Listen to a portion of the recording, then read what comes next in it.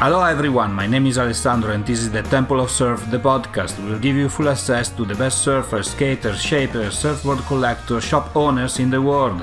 Discover with me their stories, the greatest successes, amazing behind the scenes, and much more.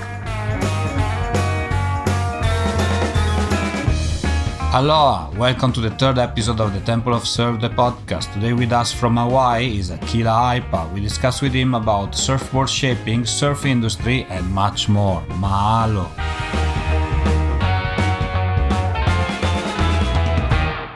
Hi Akila, welcome to the show. Where are you today? Thank you for having me. Aloha from warm, beautiful, sunny North Shore. Fantastic North Shore, amazing place. Today we're going to talk about many things, but the first question that I have for you is, in your opinion, what is the most important thing in surfing? Culture and community.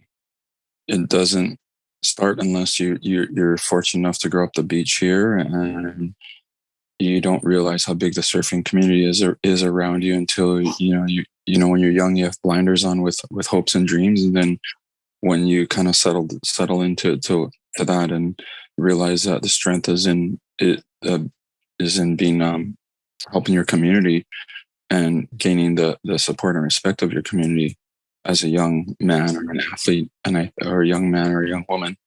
I think that's really important. So I think there's so many growing steps to in our sport industry, and these kids are very lucky. Like they're like sharpened swords, kids like John and Jamie O'Brien, they grow up at Pipeline. They're very fortunate to grow up at Pipeline.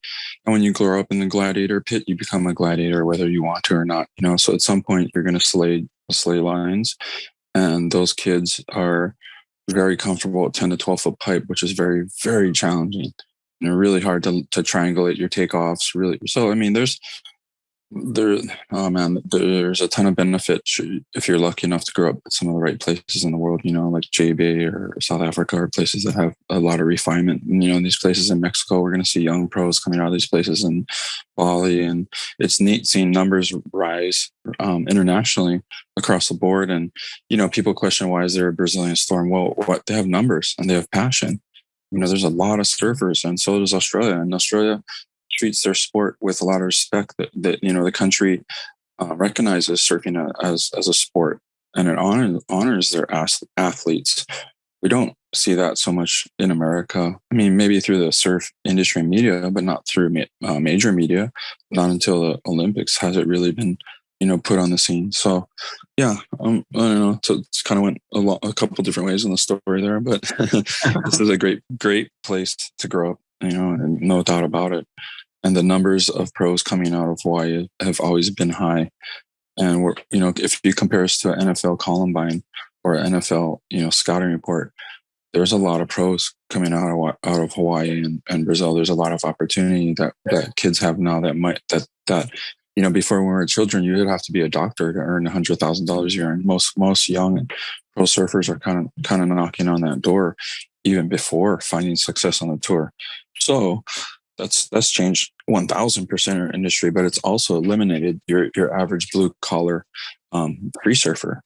There's not that much opportunity anymore. There's no print media. There's one or two magazines in our whole industry, which is quite sad. Surfers Journal is doing a really good job by getting through this and staying alive through all this and limiting the advertisement so it still has substance and culture and stories in there and art. So it's the face of our industry and business, and our world has changed, immensely in the last few years in not so many great ways. I think everyone's learning to adapt because they're forced to. If the community stays the same, I mean, not the community itself, because of course it evolves, but the community means the people that support each other, the surfers. That actually is a great aspect of a sport that is not just a sport, something else, right? It's much more than a sport. It's a culture. It's a subculture. I mean, there's so many. If you think about it, pro surfing matters for probably like 0.002% of the world. Okay. It really doesn't affect people's lives. It's people are appreciating it, kind of like basketball, right? I mean, at the end of the day, how much does basketball affect your life or football?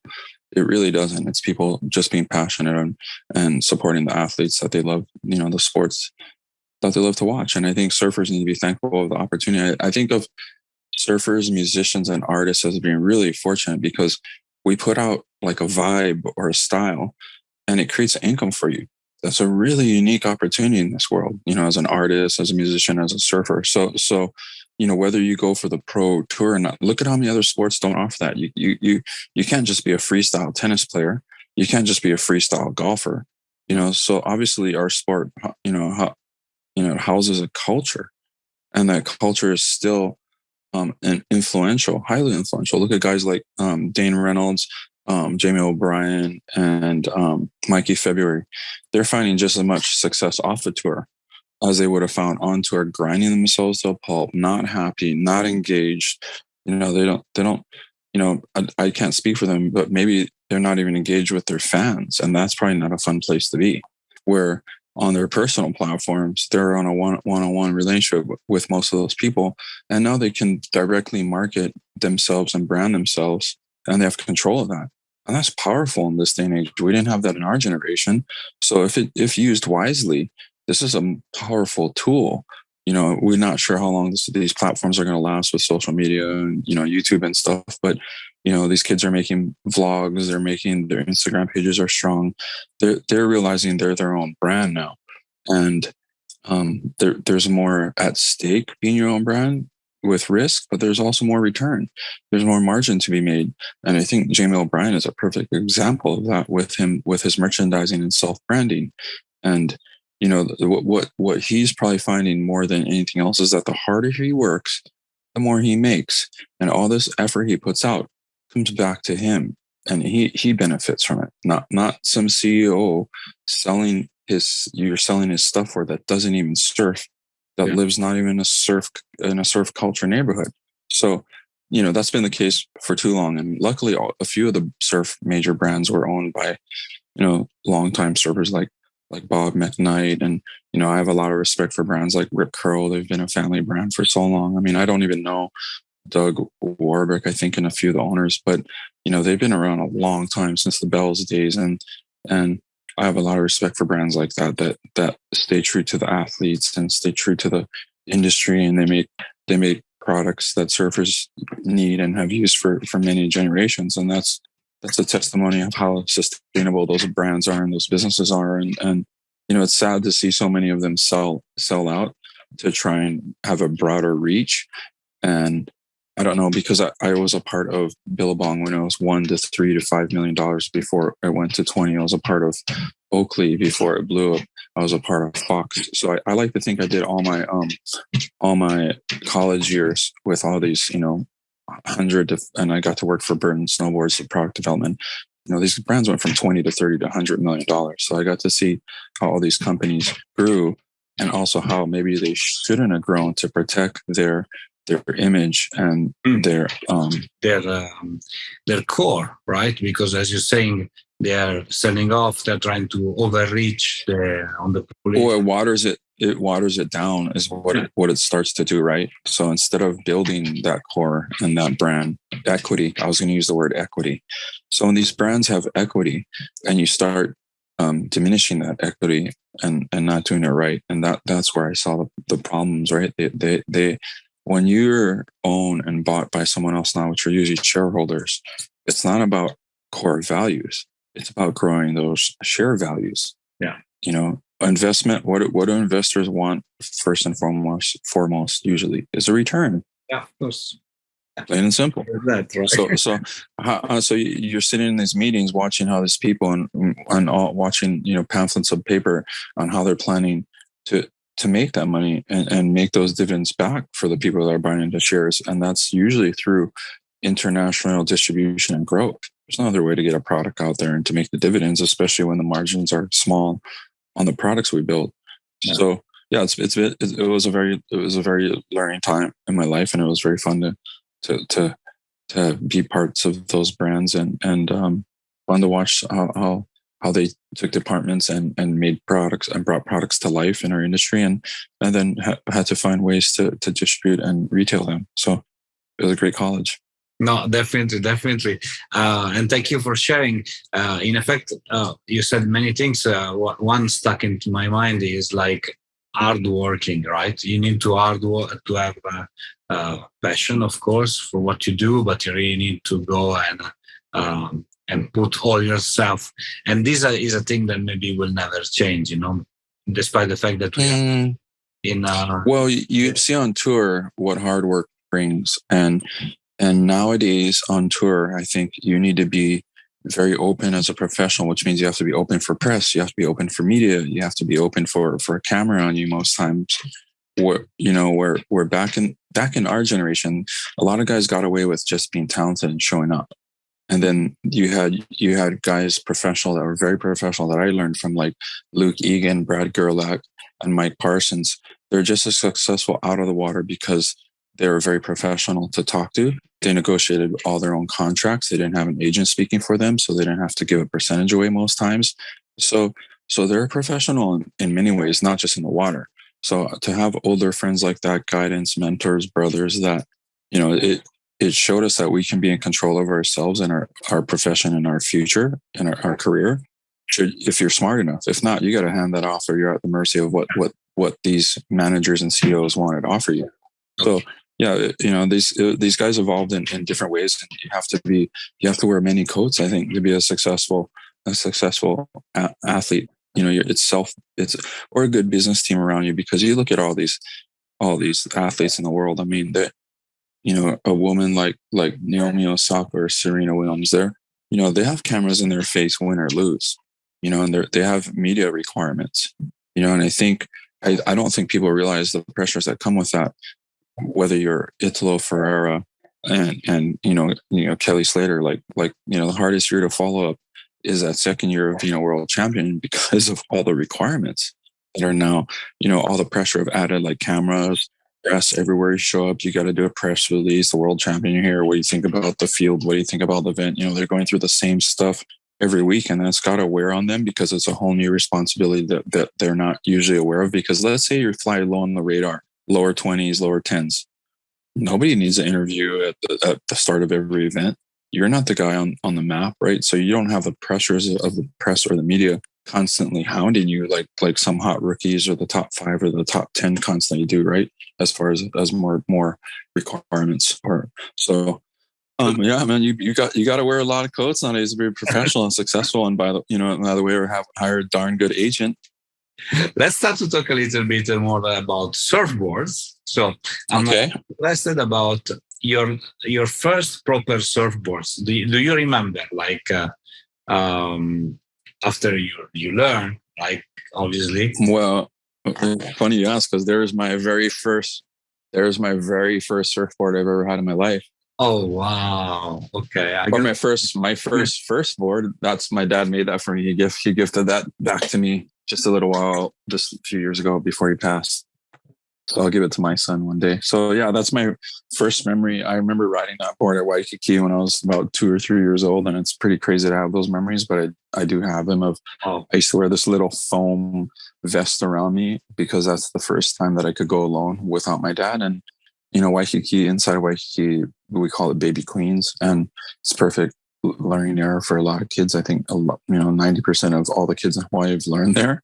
Yeah. So I have memories of paddling that around, and Dad pushed me on it and finding my way on it, and so it's pretty special to have that board with me and close to me. It's amazing. It's amazing. Actually, not every surfer has his own surfboard, but I'm very glad that you do. And I was very happy also to see it. Not that the people of the podcast will do, but that's okay. But anyway, it was a great board. So then, of course, you a surfer, but you are a shaper, right? So that's your main occupation today. Well, dad did it for 60 years, and my main occupation was a professional surfer for 19. But Dad was also smart. He told me that I should have something to transition to after pro surfing, and he was just being honest. And whether it was a trade, whether it was any trade, he was just bringing that to my awareness. So, once I enjoyed shaping, and I started in high school, once I knew that I could balance the surfing and the shaping, and it wasn't hurting each other, and I was only helping with my boards and my tooling, I was all in. So I did 15 years next to my dad, of my last probably 8 years when I was traveling and on tour and, trying to be a pro surfer. So I transitioned really smoothly from pro surfing into shaping because I already had 8 to 10 years experience in shaping. And that was thanks to Dad and Town and Country Shaping there and next to him, and them giving me stock work to learn on, to fill orders, which was very kind of them. They had so much work at the time that they could afford me that learning platform, and having such a good teacher. I was shaping next door to my dad. So if I had any questions or anything that I thought in any technical part of shaping boards, I could just knock on his door and ask, for 10 or 15 years. And I wasn't, a lot of times and days on the North Shore when the winds would get junk and I wasn't inspired to surf and my friends were grinding for QS, I would drive to the factory and meet my dad and shape a bunch of boards because I didn't want to sit around and surf waves that didn't inspire me. And not that I didn't train in small waves for Conus waves, but these guys, seems like some of my friends didn't have a hobby or an outlet. And that's part of the reason why they were so darn good is because they only had surfing and they love surfing. Guys like Kelly and, Shane and Ross. I really don't remember them having hobbies for a little while until golf came into our lives. But, my hobby and my passion was art and shaping with my dad kind of quietly. I was kind of doing my time quietly.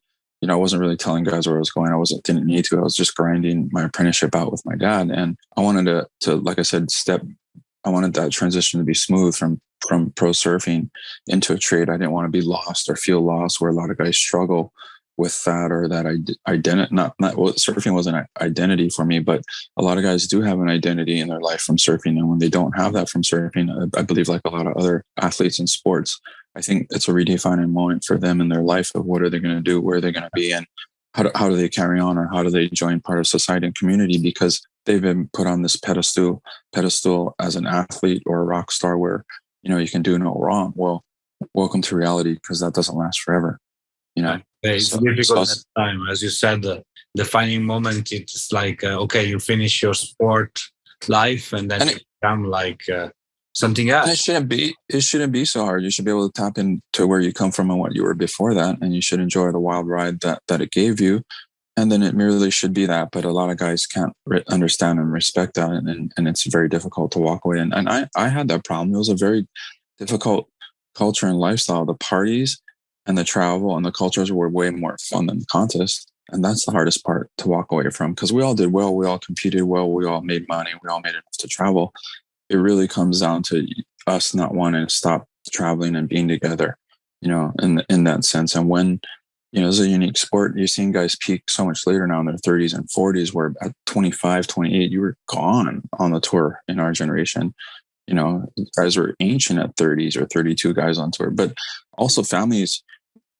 People didn't travel with families back then. It wasn't so easy. Travel wasn't easy.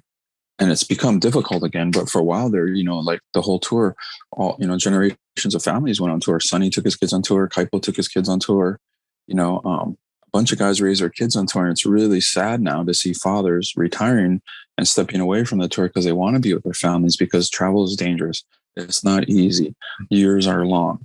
And you're missing your children growing up. And these guys are not willing to do that. And here's the other part. They're very fortunate. They've made a good lot of money to give them that luxury. Our generation was not allowed that. So these fathers had to grind.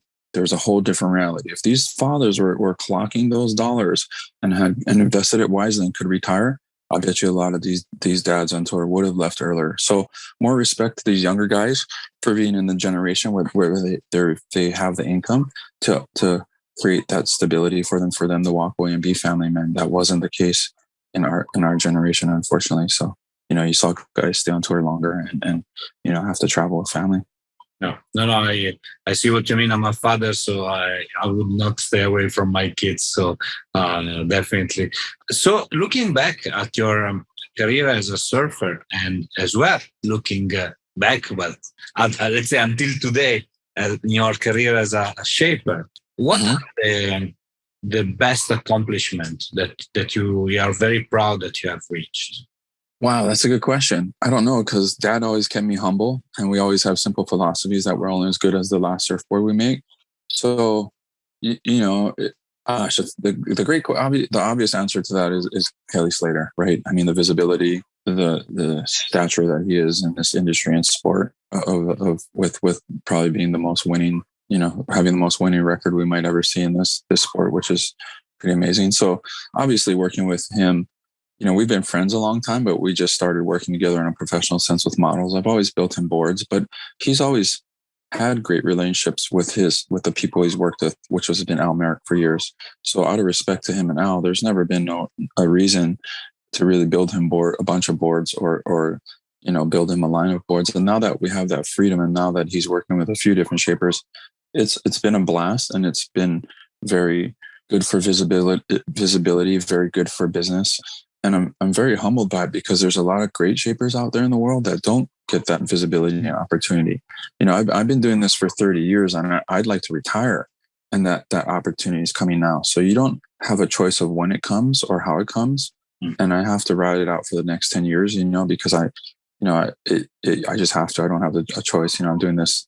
This is what I do. So I'm very thankful to have that injection in the business with the visibility. It helps, but it's nothing we haven't been doing for a very long time, trying to build the best surfboards we can and staying in the moment by servicing the customers the very best we can. And, it's challenging at the moment. We're not, and it's stressing me out.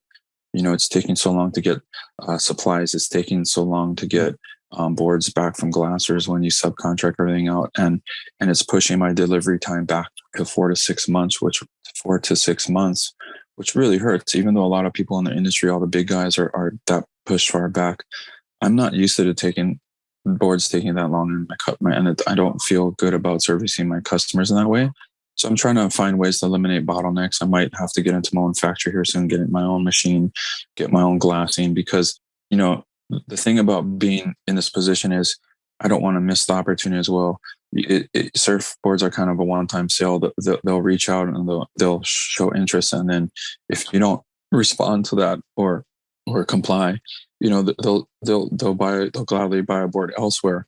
So we don't want to take this time for granted. I want to try and do the best we can to service the best we can for everywhere in the country that can't get boards through Slater Designs or Firewired, because that's the channel.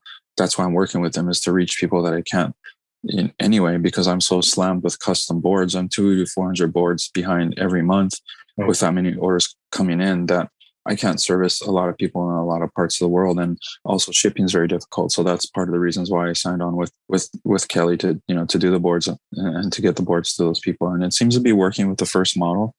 So, I guess to answer that question, there's a lot of moving parts to that question. And I can refer back to a documentary on, maybe it was on Netflix for a while. It was called Jiro Dreams of Sushi. Were you able to see that? No, I didn't. Okay, it was about a sushi chef in Tokyo. He has 3 Michelin stars, but he has a tiny little shop under the subway, I think, and he had a 2-year wait for his lunch and dinner menu. He had 2 sons that were growing up to be young sushi chefs that were going to be his apprentice. And there's a lot of reflection there to my dad and what we do. So my dad's a 60-year board builder, and the reflection there is my dad and Jiro seem to do the same thing, as they extrapolated the beauty and the art form of the day-to-day process to elevate their product. And Jiro's being sushi and my dad's being surfboards. So of course, Jiro's telling you it's just sushi, which is just rice and fish. My dad's telling you it's just foam and resin. But you cannot measure the passion that's put into that product. He sources the best ingredients, the best fish, the best rice. He does the best preparation, the best attention to detail. So just like my dad, he pays attention to the surfer, the waves, the outline. There's so much attention to detail behind that product that you feel or taste. You're tasting Jiros and you're feeling dads. That's the foundation, the philosophy that we grew under. And so there's no Michelin stars in our industry. And if there was, Dad probably had his 3 Michelin stars after 6 years of shaping. And I feel like I have my one now. I've come into the limelight of some of the public industry. And, I feel like I've been a local underground shaper for 30 years. We have an international name that's recognized, which is nice. But I've never put myself out there because I've been a one-to-one board builder. I don't have a huge my website is hurting, lagging behind. I have 3 models when I should have 50. I don't have time. I put all my time and work into surfboards, and I'm just starting to insulate myself with a team of friends to help me, that are slowly helping me in the business sense with getting the models to life, with the photography, building the website, all the little intricate moving parts to help the business do better. So I feel like I'm getting there, and that's been the greatest success, is to stay alive in this time, is to grow in this during this pandemic, and to actually know that we have a sustainable business and brand that we can grow. But we also have to realize we've been very fortunate that surfing's been open almost internationally as a sport. It's a very unique thing, where a lot of other sports are closed, or it's individual, it's in the water, it's semi-social distancing. So it's been a blessing for beaches to somewhat stay open for exercise, and for surfing to stay open for exercise or cultural practice. So, it'd be a really hard one to stop, but I think the surfing industry as a whole has shined through this pandemic, because it's been one of the few things families and people have been allowed to do. And I think we're feeling it across the board. The whole wide world is so fortunate right now. It feels like the 80s boom all over again. Every country I talk to, surfing is erupting.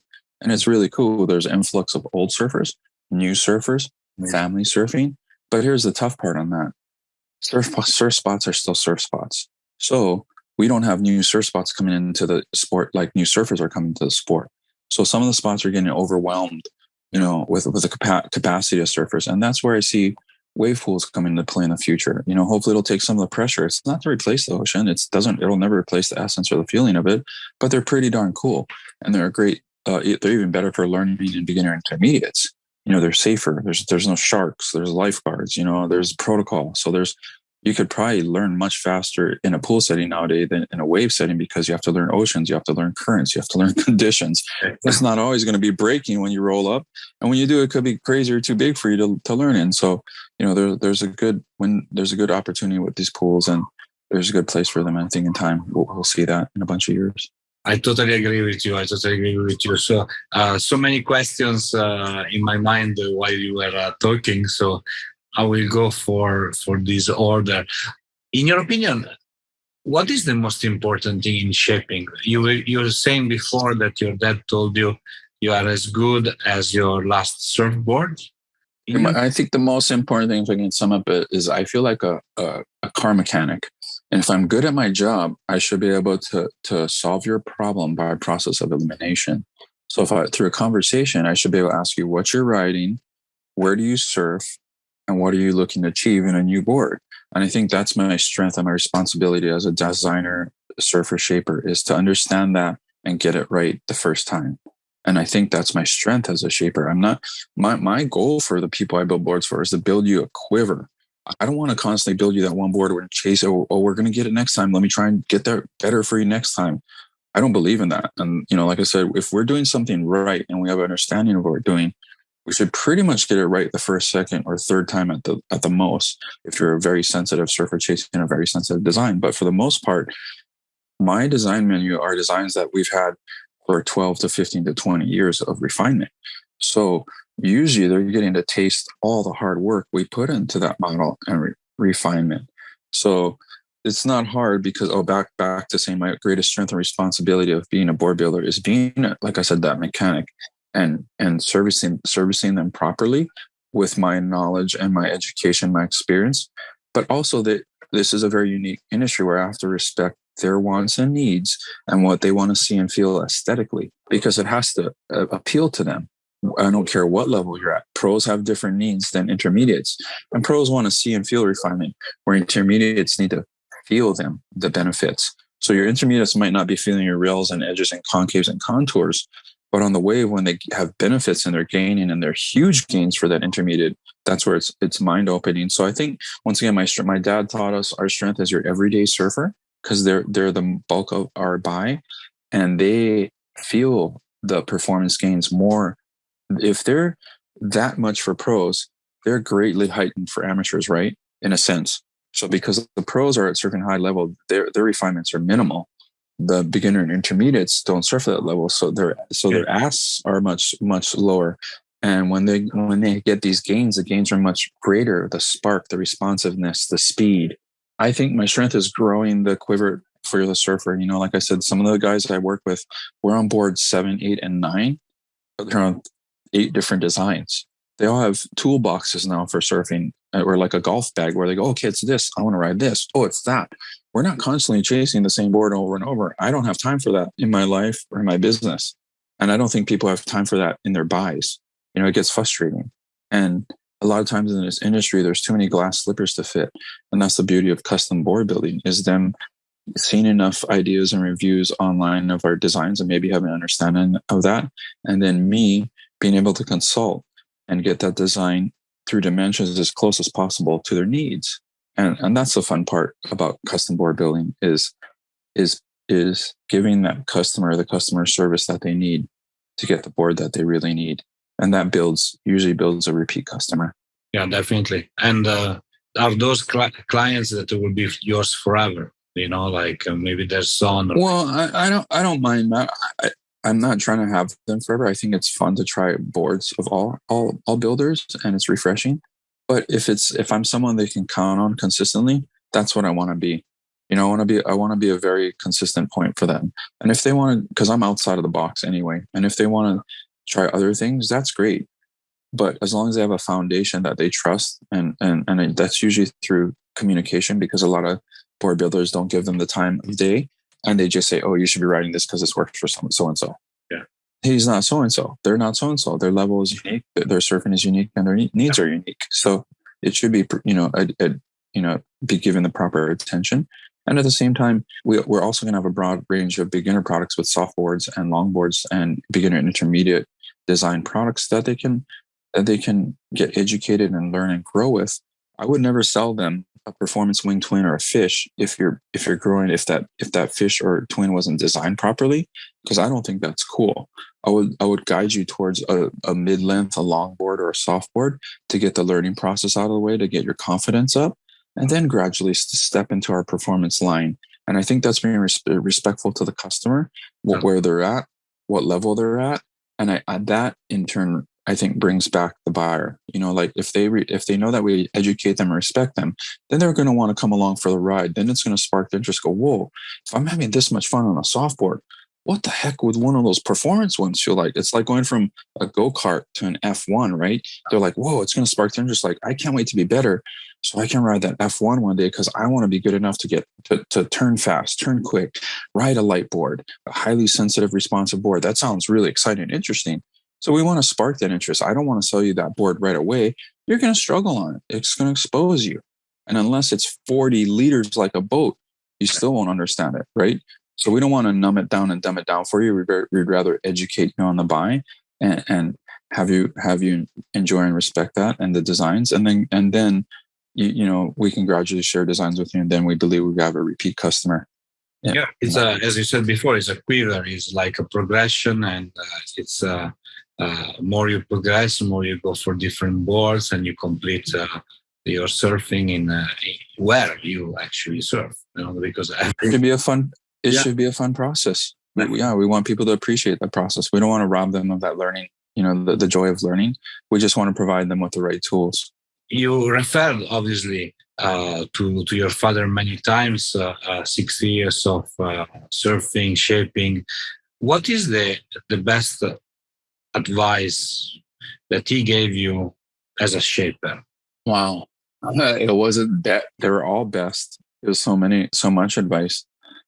I guess the best is consistency, day in, day out, every person, every customer, every board. And that was my dad's strength. So his best advice was staying in the moment and doing every board to the best we can, because our names are on it. We're the end of that line. We're the starting and the end of that line. And we have to hand the customers the board. So, giving your best on each board, no matter how many boards I'm behind, it doesn't matter. I don't treat any board differently. I don't treat a normal customer's board any differently than we treat Kelly's or any pros board coming through. They're all given the same amount of attention and detail and care, because every customer is important to us. So that was Dad's philosophy, is try and bat 1,000 and try and knock it out of the park every time. We try and hit home runs every day, and it's challenging and it's humbling. But no, you say it right. That at the end, those boards they are used by surfer, but they have your name on it, and so you need to maintain standards, and you need to. Well, here's how I can explain it for you. When I was very young in my career, here's a question I had for my dad. I'm like, Dad, why do you put so much effort into knowing that guy is a kook? Because the guy wasn't very good, and that was a wrong terminology for me to use, because I should have said it was beginner intermediate. This is when I was very young and probably stupid and arrogant with being a pro surfer, and a young shaper. I was like, Dad, how do you build boards for guys that don't surf very good? And he goes, well, that's not the case, because our name is on it. I take pride in my craftsmanship. And what if their friend rides it and surfs really good? I was like, all right, fair enough. I'm like, I just needed to know why he put so much effort into boards where he knew the guy's ability couldn't house it and use it. It wasn't about him. It was about my dad and his ability, his craftsmanship, and his name, and him having pride of what he did. And also, in case another board builder or shaper saw it, or in case another better surfer got to try it, he didn't want to limit himself to what just the customer needed. And that was really, really eye-opening for me, really early in my shaping career. And those are words I really needed to hear, to pull my head out of my butt as far as servicing everyone professionally and respectfully. And luckily, it came very early in my career, and it's been a blessing for 30 years of building surfboards is taking that to heart. Thank you for sharing. In effect, those words of your father are good for a lot of other shapers in the world that are putting their name on their boards and are servicing clients all over the world. And I think we should all maybe pay more attention to that. It is maybe it's a very difficult question to answer, or a very silly question. We can try. No, we can try. I don't mind serious and silly ones. No. But do you have like a model of surfboard like that you prefer to shape rather than others? I know that everything is different, but that's a good question. Do I prefer shaping a certain model over others? Is that your question? Yeah. Is it particular? You know what? Maybe yes and no. I enjoy all my models, and I enjoy sharing them with my customers. But I do have a few favorite models. I guess my favorite model out of my whole menu is my modern fish, because it's a happy medium between tradition and lineage of what are traditional fish, but it has modern elements like the tail, the fin placement, and it surfs modern for being respecting a traditional design. So to me, it's a happy medium of the past and the future. And not just that it's my favorite, but it's my number one seller across the board. It seems to be everyone's favorite when they jump on it, because it's very stable and forgiving, but it has performance attributes. So it's been very refreshing for all levels: beginner, intermediate, advanced, and professionals. So when a design like that jives with so much people, that's refreshing. And when I can build it across the board from 7.6 to 5.5 to 5.2, wow, that's when a design is really translatable across the board for so many different people. And that I can say that that's part of my being a design favorite. But obviously there's 20 years in the performance wing twin, the one I do, and now the flat earth that I do with Kelly, that design. We've been at it for 20 years, and it's funny that the public is finally getting wind of it, in a sense. And we have to understand why. Public perception of fun boards and fishes have changed dramatically in 20 years. When we used to ride those boards when we first started, people look at us like crazy. What are you on? Why are you doing that? I'm like, well, it's fun. I want to have fun in my surfing. And what we've learned now, if you watch most clips and edits, moment pros get off of their high performance shortboards. What are they riding? Fishes and twins. So now that it's translated all the way across the board to professionals, I think your average consumer understands, whoa, I get so much more out of my surfing when I have fun. I'm not trying to surf this high performance shortboard in these challenging conditions because it's exposing me. It's making me work hard. I'm not really enjoying myself.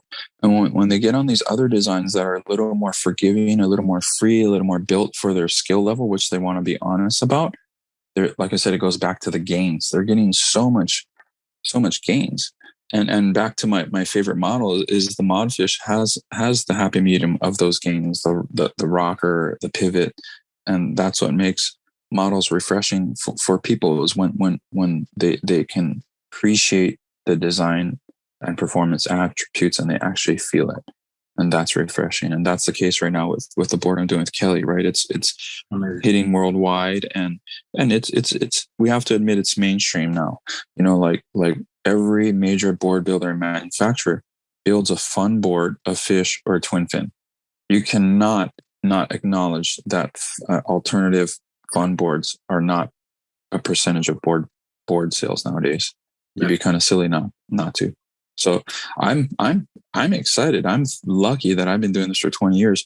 I feel like I'm right in the middle of this shortboard, this fish and twin fin renaissance. It feels like a full blown resurgence of this design, and it feels like it's that quick time where the twins came to life, has a life again, because the evolution of a single to a twin to a thruster went so quick. It seems like the twin fin never had its time to shine, because that once that thruster came, everybody really, really loved and relied on that stability.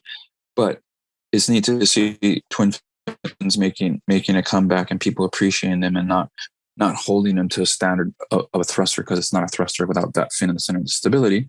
And it's also refreshing when you don't have that. So I think people are appreciating that, and it's beautiful to see across the board as a manufacturer. Yeah, I like the word the renaissance of twin fin. It's what is happening in effect. So before you told me that you are working on structuring, the people, your company, the people that work around you, maybe purchasing machine, glassing.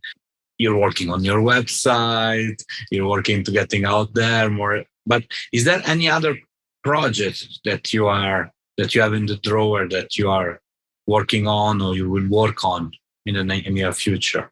No, not that I know of. Nothing secret or nothing. No project. The secret is work ethic and getting through the work I have and doing the best I can. So, no, I don't have anything. I mean, my biggest project will be trying to get into a factory and control, our production. And that'll be a big enough project for me. That's going to take time and commitment. And I've seen a lot of factory owners carry a lot of stress because it's a unit in, unit out business. If I don't do a lot of units, I can't keep the lights on. And we have to be honest, this is a very unique business. The margins are small when you put out a lot of money. So like when I talk to businessmen, I share my business model, because whatever they're selling, real estate, stocks, products, there's a good return upon, when I talk to guys that are very successful. And it's going to be very challenging to be successful in this industry and business, because when I explain my business model to them, like, I put out $480 to make 80. They're like, what? I'm like, well, I buy the blank, I supply the cut, I pay for the glassing, I shape it, I'm $420 in already, so, and then I have to give it to the customer, and hopefully it's COD, or if it's account, it's a net 15 or 30 that you hope it's a net 15 or 30, not net 60, because they give you an excuse, hopefully they pay. So the business guy, my business friends look at me like, what? I'm like, yeah, I put out $480 to make $80 after taxes. It's a scary world to live in. And so once you realize that, that's why these factory owners carry stress. It built paranoia for me for many years. And I think my dad too. That's why we never owned our own factory. And until I had to change my frame of thinking and eliminate that paranoia and just look at it as business challenges and how to solve those challenges, I'm not looking at it as paranoia anymore, because I can't have my customers wait that long. If I don't take that responsibility on, I will lose that sale. Yeah. So I'm forced to grow. And the beauty of working with someone like Slater Designs and Firewire is that I'm allowed to focus. If they're focusing on retail and growing that for me and with me, I can focus on my customers now. So it's making me better, and it's going to give me a better opportunity and platform to service my customers better, to stay in that lane the best I can and do the very best I can at custom surfboards. So, yeah, I mean, I guess that's my biggest project is getting vertical. They say vertically integrated, and trying to control all sides of that, because I'm really at the mercy of subcontractors right now with cutting, with glassing, with sanding, and that's the hardest part, slowing down the process and the chain with a lot of board builders out there. And it's not easy for any of us to get into our own factory. It's not cheap. And then when the margins are small and it cuts into that, how do you keep the lights on? How do you staff it? How do you insure it? Oh, next thing you know, you're making $20 a board. What are you doing this for? No. Doesn't make any. And that's why so many guys. Well, that's why so many guys stay underground and backyard, because once you cut into that margin, like I could kill it. Should I stay in a small little factory and stay backyard? I could probably my margins go up, but I cut off my capacity to grow in that sense. So I have to sacrifice some margins for service. And if I want to service better and at a greater number, then I have to do more numbers and do a little less margin, and by having overhead, which means a facility and a machine and in-house glassing and workers. So be it. I'll try it. I mean, I'm not paranoid by it anymore. I'm open to it, and I think if you have good business ethos, if you treat your workers right, you treat your customers right, I think we can be very successful. And we just have to be honest with what we're doing. If we have to do 1,200 boards a year to keep the lights on, then we have to do a damn good job and make sure we exceed that 1,200 boards if we want to be profitable. If 1,200 is our baseline, which is 100 a month, that means if we want to be profitable, we better work up and get to 200 a month, which means we better get that website shining. I need to get production shining. I need to get models shining. So understanding, like I said, when I did all my time at Burton and Oakley and Billabong, it's about getting your SKUs up, getting it sellable, getting in the production. And if you're posting it, people want to buy it, it should be available. You can't have something going, sold out 8 weeks ago. We weren't having any for eight more weeks. That's not what vertically integrated means. You should have that product and it should be available to your customers. So that's what I'm working towards right now. And hopefully I have the friends and hopefully I have the help to get there. And it's very, very challenging because I'm a shaper. I need to stay in my lane. I shape, I design and consult.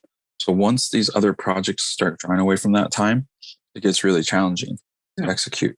But maybe it goes back to what we said at the beginning of the interview. Actually, you said at the beginning of the interview, what is the most important thing?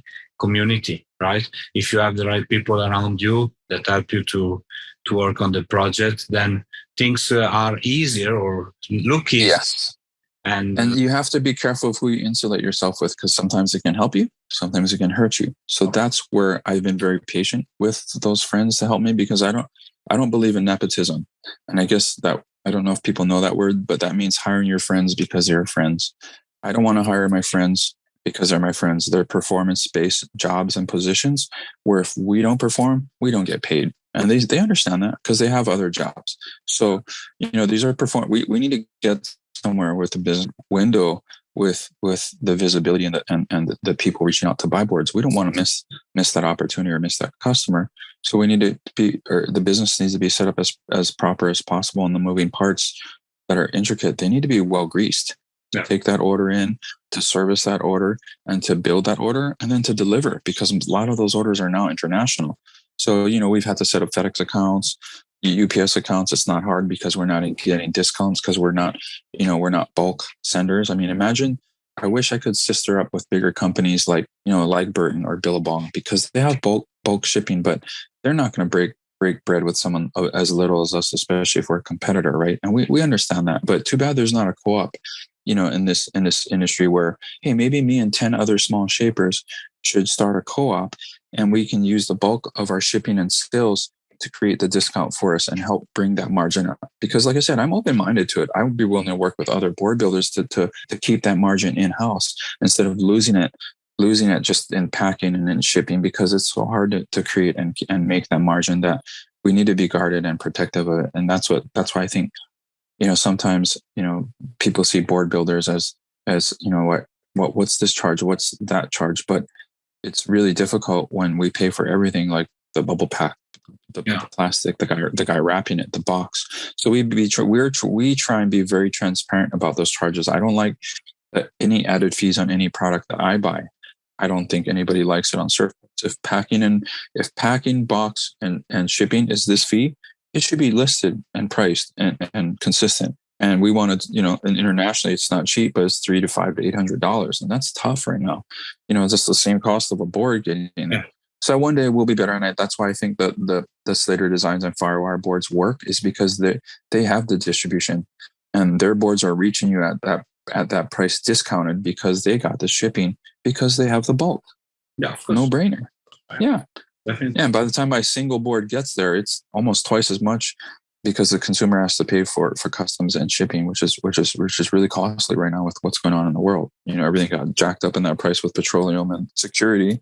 So, I'm not sure what the answer is, to doing servicing the customer better, but we're trying to do better here. I'm trying to get the business better. I'm trying to get the factory, and that's the greatest goal in front of us right now. So a lot to do. We're gonna finish our interview with a short Q&A session. So please answer the first thing that comes up to your mind. Okay, I'm gonna go very fast. 6 questions I ask everybody. So, the best surfboard that you ever ridden? Oh, that's a tough one for me. I'm a shaper. All of them. I'm going to answer all of them. I was a lucky kid. I grew up with a dad as a board builder. I got to try many amazing boards. I can't answer that. I don't have one board that sticks out in my mind that's any better than anything I've ridden in the last, maybe, I hate to say it, 20 years. Okay. Maybe. Okay. I can share one board with you, and it's still in my quiver. It's at my old house here down by the beach. It's my 10-1 gun that my dad made me, maybe for my 19th or 21st birthday for Waimea. And it's the only gun I've ever owned, because it's made it through the career. It's got a buckle on it, but my dad had so much experience out there and knowledge with building boards and surfing Waimea that luckily I never broke it, and it didn't go on the rocks. And it's handled every big wave I've ever wanted to challenge myself with. And funny story is that, this isn't fast. I drug into a story. No, go ahead. Stop.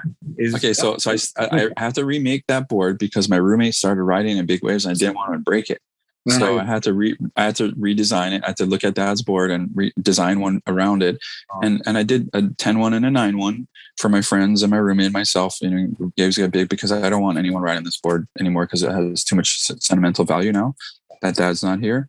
So I'd be really heartbroken if anyone broke it or lost it. And so that's, in the last 20 years, that's probably the most special board to me because that's the most significance, because I've ridden the biggest waves with my dad, with my friends, and it's got some of the fondest memories of my surfing career. That's been the scariest. So, yep, that board's my 10-1. Your favorite shaper? Of course, your dad is your favorite shaper, but today? Wow, that's another tough one. You're not throwing me any easy ones, huh? That's a couple. Geesh.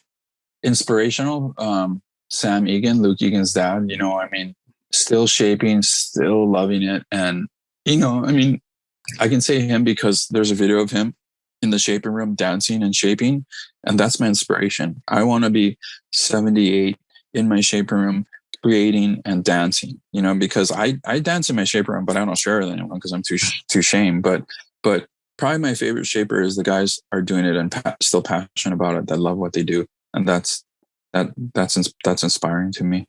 Personal question: your favorite song? Since we're talking about dancing.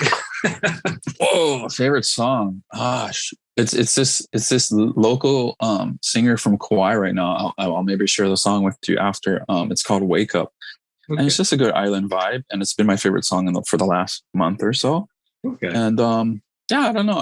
I like all kinds of music. I mostly listen to hip hop when I shape because I like the beats. It keeps me upbeat. I like hip hop and rap, and I don't know. I like the lyrics and the stories and the beats. But I like all kinds of music. I'm reggae and island music.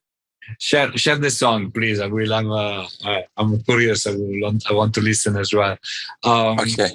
Your favorite surf spot? Favorite surf spot? Ooh, another good question. Well, it used to be Backdoor Pipeline for 15 years. I didn't miss a swell. I don't want anything to do with it now. It's too crowded and too dangerous if you don't have total commitment. So my favorite spot are less beaten spots down the way. It's just left. That's almost like a point break left. And I'm not going to share the name because we don't need to add any more people there. And it's quiet for the most part. And I want to be respectful of the people in the community that live in it.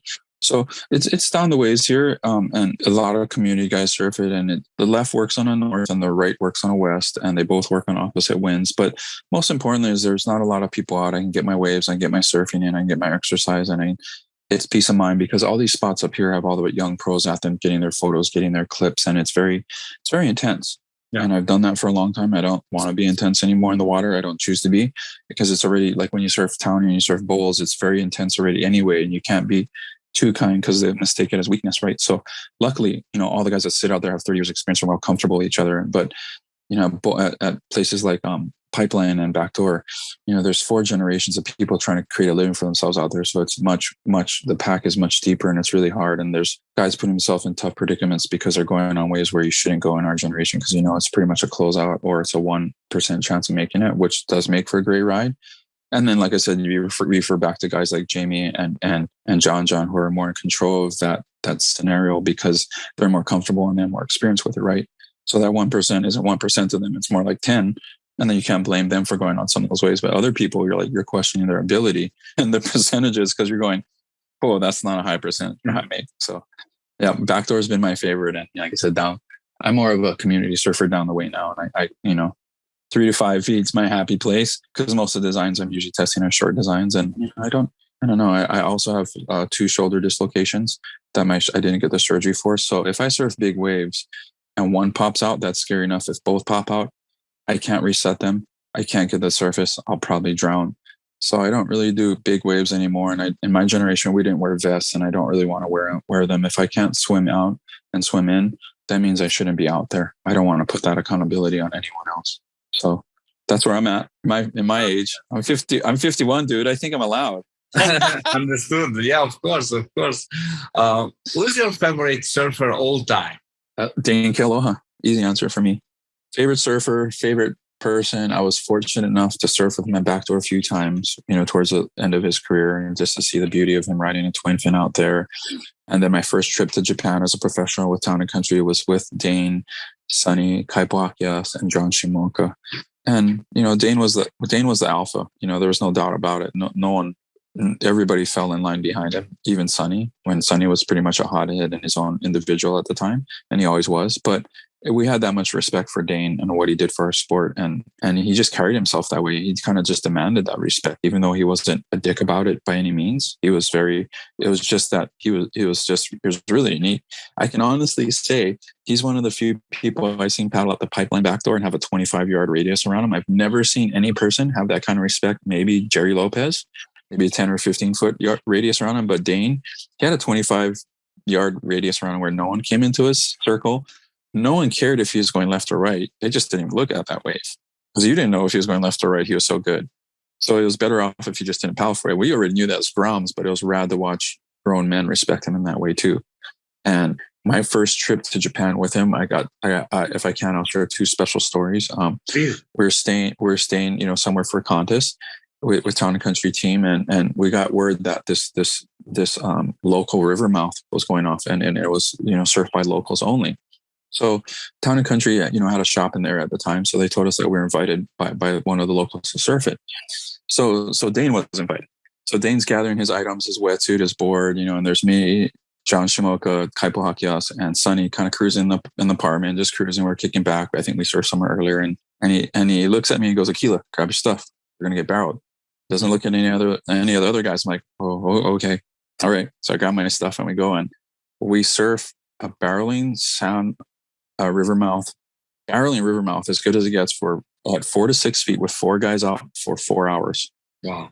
And it's probably the most memorable session of my life to surf with my hero, my surfing hero, the guy that I looked up to the most, with the power, representing Hawaii, just an all around badass human of a surfer, but also a cooler human. And to get that time with him one-on-one, and then to surf with him one-on-one, I felt it was such an honor to be invited by him to go surf with him. And I think that was him just paying it forward to all the love and support my dad gave him with boards and mentorship and coaching. And it was the greatest, kindest gesture and nod by my hero. And I'll never forget that session. Like I said, that session's ingrained. It'll be the session of my life with the person I look up to the most. Wow, amazing! Thank you. And then the end of the story, we can end on this. We were still traveling through Japan together, and the next event is at a wave pool, at that tiny wave pool. I think forgot where it was, Miyazaki or whatever it was. We had a heat together, a man-on-man heat together. Mm-hmm. And we're talking knee to waist high waves in a wave pool. So I don't know who I beat in my first year. I think it'd be Barton or someone strange. And then I had Dane in my next round. And we're staying together. He's my hero.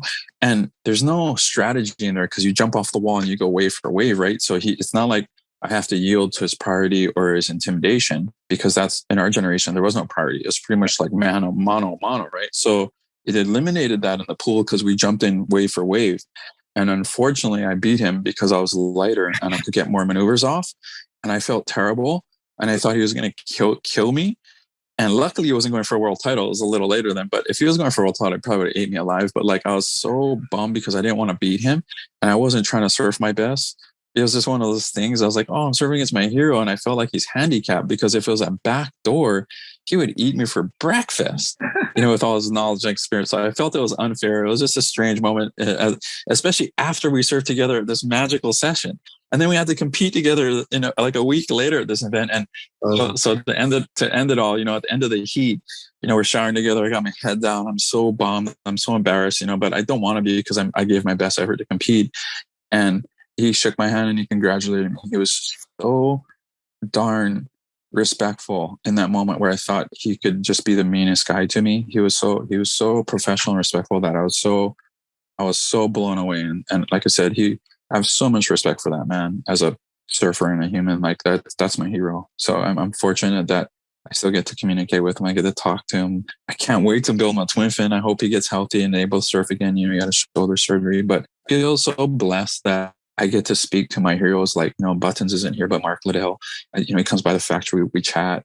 I get to chat with Dane. I'm in touch with the people that are my heroes, and I'm so fortunate because Kelly's a friend, and I look to Kelly as a peer, a mentor, a friend. But I mean, these guys are really, really my heroes. The guys that took me surfing, that babysat me with my dad, and when my dad was surfing, Mark, Buttons, Dane, Larry Bertelman.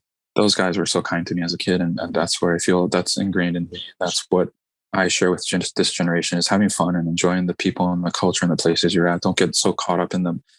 Put your best foot forward in the competition, but don't get so caught up in points and money. You're not defined by that. You're defined by the people you touch and the cultures and the communities you reach. And like I said, the strength is in the community, your community supporting you, you helping them. And once you get beyond the personal gains and goals, and you realize that you're only as strong as the community you help build around you, I think that's a good place to see. And that's a fun place to see, the maturation process of this young athletes.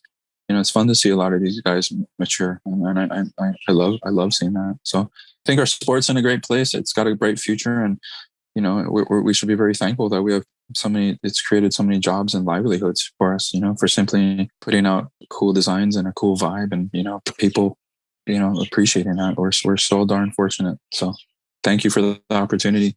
Very important. Last question, and then we over. Okay. All right. I ask everybody on the show has nothing to do with surfboards. So, okay. All right. I want to know your best relationship advice.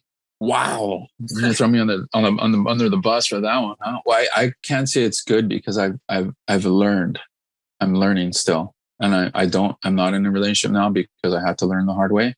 I had to learn how to be better at communication and support if you're in a relationship. So I can share briefly that in our lifestyle and culture, you change towns and cities so fast, your life becomes like a party, right? It's hard to find grounding and balance in that. And when that lifestyle trickles over into your personal life or your home life or that transition time, that's when it gets tough to balance and stop. Because it's very tempting. You travel the world, the women are beautiful, they're half naked, it's always a party. Where do you come back to reality? And I learned the hard way when a woman demands that respect and that communication, that level of commitment. If you don't give it to her, she will leave or she will get it from someone that can give her that level of commitment that she needs. So it doesn't matter who you are, what you're going through. I think the best advice would be, if you're in a relationship, is to give that person the support and communication they need to see. And I know that that's probably the greatest mistake I made in my relationship, which is really hard. I don't mind being open and sharing that, but it's.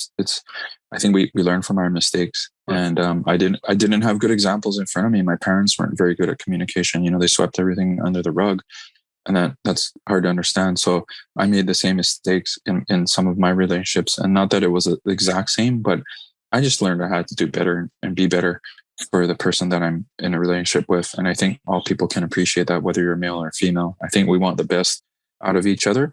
And sometimes we're afraid to give that because we're not sure where it'll go. But if you don't give that and share that and you're in a relationship, how do you know what you're able to achieve if you're not honest and open about it? So I think that's the hard part. But I can only speak for myself. No, but definitely is a great advice. Thank you, Akila, for today's interview. It's been an amazing journey. I'm very happy and blessed that you had the time to share with me, and I look forward to talk to you very soon. Well, thank you for the opportunity. I hope your community enjoys the conversation we've had. I know that, like I said, I don't listen to many of them because my drives are very short, and at work I listen to music, so I'm guilty of not listening to a ton of podcasts. But I really hope that, if someone's on a long drive or commute and they listen to podcasts, that they enjoy it and they might have some insight to our sport, our family, our culture, our tradition. So thank you for the time. It's classic. It was a good conversation, and hey, maybe we'll catch up again if there's topics we didn't brush upon because we went so fast and we don't have a lot of time. I'm open. Because there's a lot of stuff that people can relate to that don't have anything to do with surfing, because they can't relate to the Tahiti and Chopu and pipeline. They can relate to daily struggles in life, and we all have them. And there's a lot of topics to share there in time. So maybe your community open, they'll share and they'll want us to speak about something. And whether it's coaching with kids, we didn't get to brush upon that, and we didn't dive a lot into board design. So maybe we can catch up again sometime soon. Of course, with great pleasure. Mahalo. Thank you so much. All right, you take care. Aloha. See you.